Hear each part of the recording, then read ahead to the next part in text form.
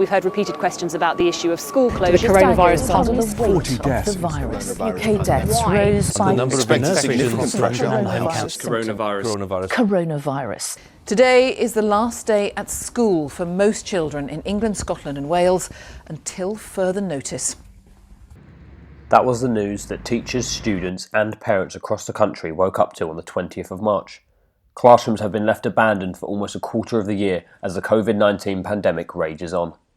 The inability to conduct face-to-face teaching has turned lives upside down. Parents have been forced to bear the brunt of their children's educational needs while still balancing jobs and other responsibilities. Single mum Holly works during the night as a key worker, but when she gets home, she has no choice but to start her new job as her son's teacher. I've worked a 12-hour night shift. I haven't had any sleep. I won't then sleep until we go to bed at 8 o'clock that night. That's a good 24, 48 hours that I'm awake. He's not going to get the best out of me anyway. So we might as well just sit and play a game. And I think learning that way is easier at the minute than getting him to sit and do like set blocks and set tasks. But Holly isn't the only parent who has found it difficult since the schools closed. I conducted a small-scale survey with 40 parents across the country and found that 58% of parents have struggled to motivate their child to work whilst in lockdown. This lack of motivation may have been reflected in their production as well, as 63% of children have done 2 hours or less of schoolwork a day during this time. This may be because of a lack of understanding of the situation, as nearly half of the parents that I surveyed don't think their child fully understands what is happening. 4. Despite this, parents who have been able to motivate their children have still encountered difficulties.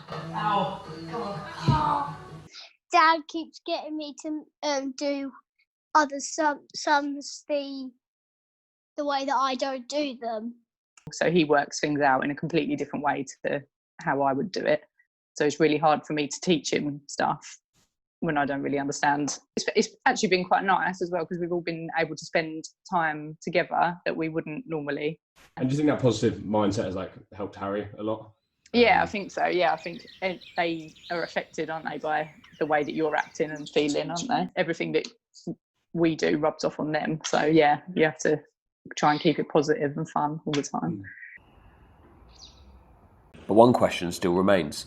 How much of an impact will this time off have on these children's futures? Overall, long term, I think the kids will be fine. Academically, I think mental health wise is a completely different thing altogether.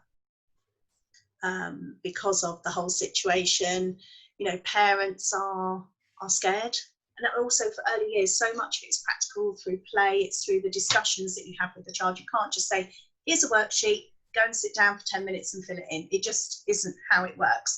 So I think that has put a lot of pressure on parents to be present with their children. Primary schools won't be opening their doors again until September, which means that for the next 3 months, the pressure will remain on parents to clean up the mess that the coronavirus pandemic has left behind.